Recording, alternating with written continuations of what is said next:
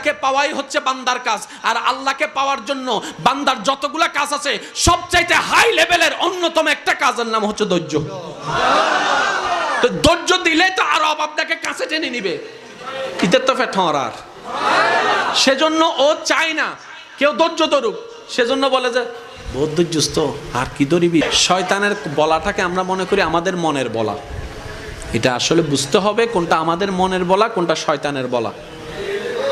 এবার আপনি শয়তানের কথাটা শুনে ছোট ভাইরে দইলা কলার সাই দইলা মাইরা দিয়েছেন, নাক একটা ফাটাই দিয়েছেন। কার কথা শুনে? জোরে বলতে হবে, কার কথা শুনে? তাহলে দোষীকে? শয়তান। দোষীকে? এবার যখন আপনার হাটহাজারির পুলিশ আসলো, পুলিশ এসে যখন আপনাকে গ্রেফতার করতে চাচ্ছে, আপনি বলবেন যে স্যার আমার কোনো দোষ নাই, উইতের দোষ। কার? শয়তানে হবু দাঁড়িয়ে কি জিরে। আমি কি বুঝাতে পারছি?